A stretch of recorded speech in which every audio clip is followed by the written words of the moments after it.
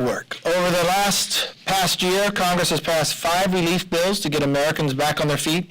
Each one of them was bipartisan. This week, Congress passed the 6th. It is the single spending bill in history, and the only bipartisan vote was the vote against the bill. Not one Republican voted for it. The question is why. About the virus. As you know, less than 9% is used to defeat the virus. It doesn't prioritize school openings. Most of the money for schools doesn't even go out till 2023. It pays people more to stay home than go back to work. It includes hundreds of billions in state bailouts, when, as the Wall Street Journal reported just last night, despite the pandemic's crushing toll on the U.S. economy, total state revenues were roughly flat in 2020 from the year before. This isn't a relief bill. It's pretty much a payoff for Pelosi's political allies, and it will be the American people paying the bill. And as Pelosi and Biden try to convince the nation otherwise, the same 3 real priorities remain. We need to reopen every school in America. Science knows it's safe, and parents want it to happen.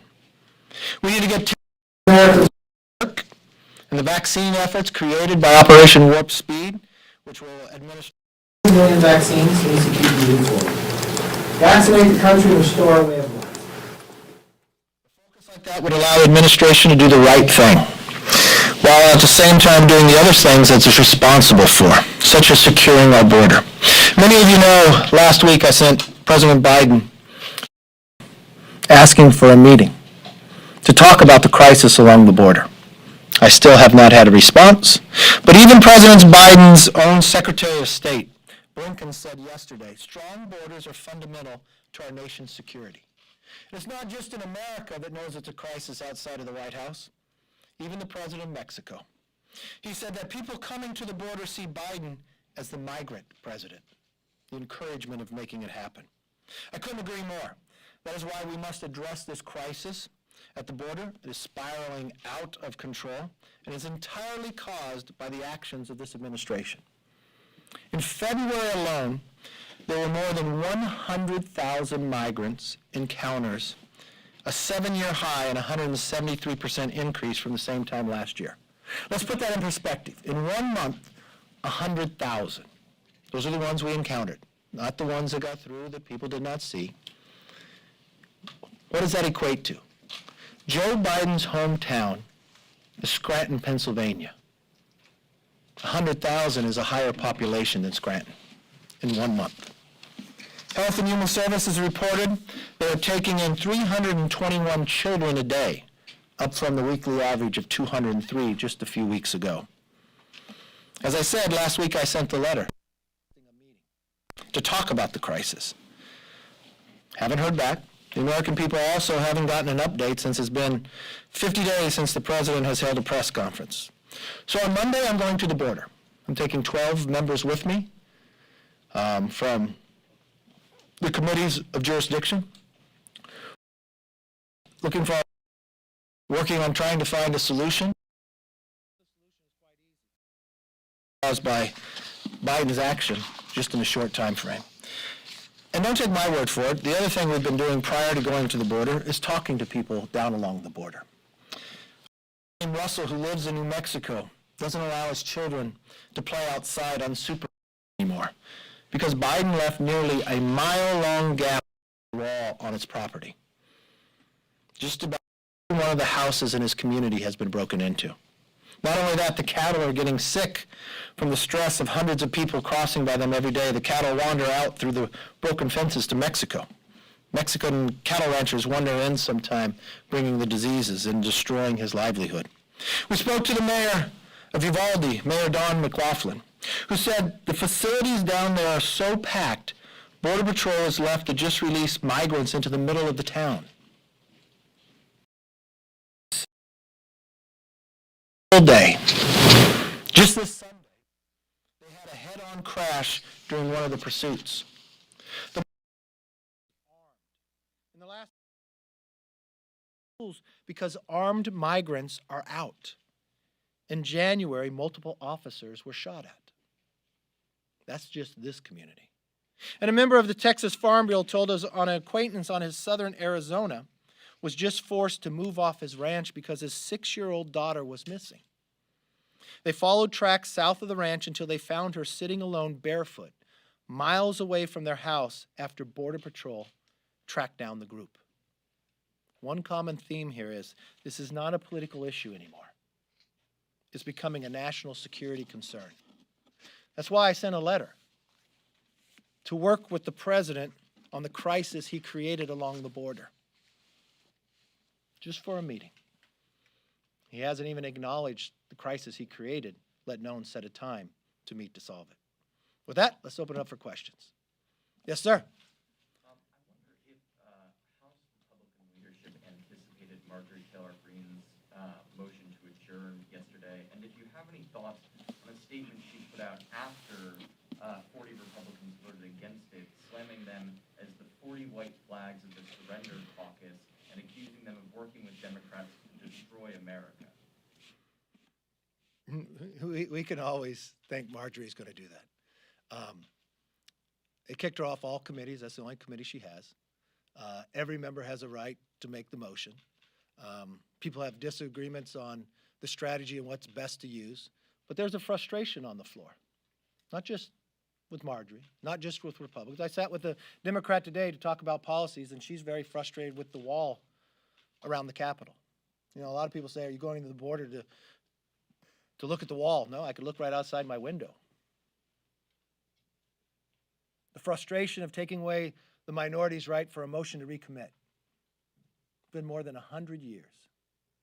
The idea that now we sit where members, do they even come up and show for work because of proxies?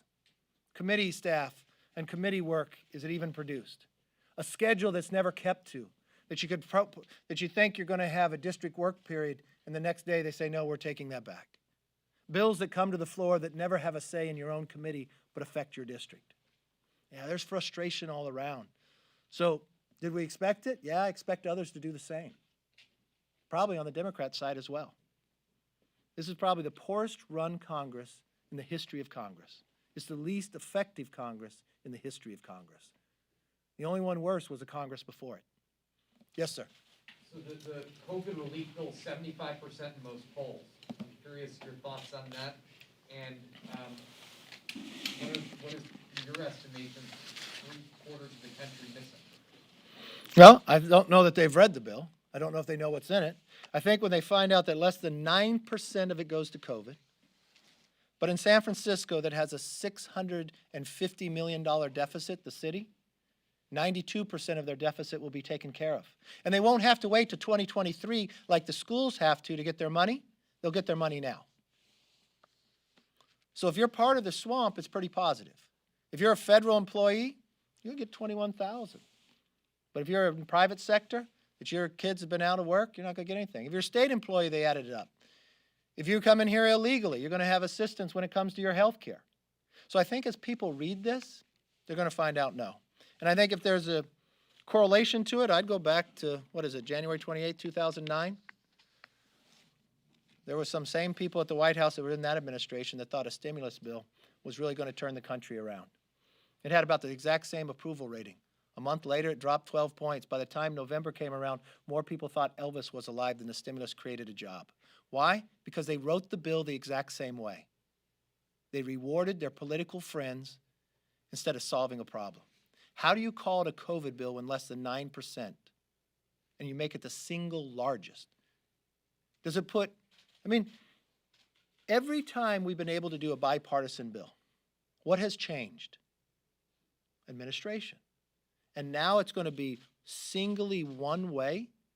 You know, every time that happens, whatever piece of legislation is made probably has some problems in it.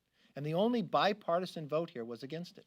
Yes, sir. Can I follow up on that? Sure. You laid out some of the goals that you want to see: schools reopening, jobs coming back. Mm-hmm. I think even total skeptics look at the improving environment around the virus and think a lot of that stuff is going to happen. But do you worry that by voting no on this last bill, like the only people who can't take credit for that will be Republican lawmakers? No, we just passed 5 bills, and you just laid it out from the very beginning. Look how strong the economy is right now when people didn't think it would be. So you know the PPP program we created? pretty good program, was it not? Providing the ability to get one. These states, when people thought they were going to have a lot less revenue, we just found out they don't. So why would you change the revenue function of how you provide money to the states simply based upon whether they're blue or red? Well, you're partisan. Look, you're asking a question, should we vote on things because we think they're politically positive, or should we vote on things that are good policy? I think good policy makes good politics. I think it's the exact same thing I saw in 2009 I'll see now. Yes? Now, Marjorie Taylor Greene was mentioned as far as slowing down some of the legislation on the floor, but I know that Chip Roy also threatened to have the suspension of bills, have there be a roll call votes for each of those bills. And you mentioned other members are also thinking about doing the same thing. Is there some type of negotiation going on with Mr. Hoyer to perhaps deal with the MTRs, deal with perhaps having these Look, I had a negotiation with Mr. Hoyer prior to us being sworn in, telling him, if you remove a motion to recommit, you're denying constituents across the country from having a voice. Something no Congress has ever done. We've never even thought of that when we were in the majority. You're taking away an ability for somebody to have one amendment on a bill, that there'd be problems in the future. These are procedural items that every member has a right to do.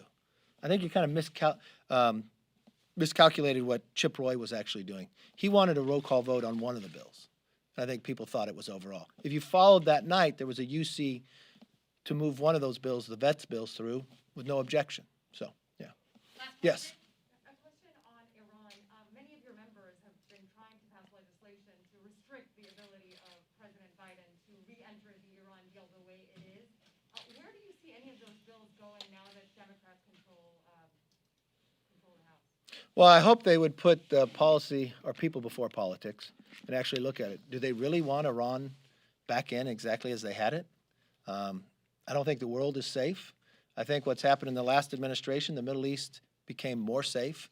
Now with this new administration, in a short amount of time, our borders are unsafe.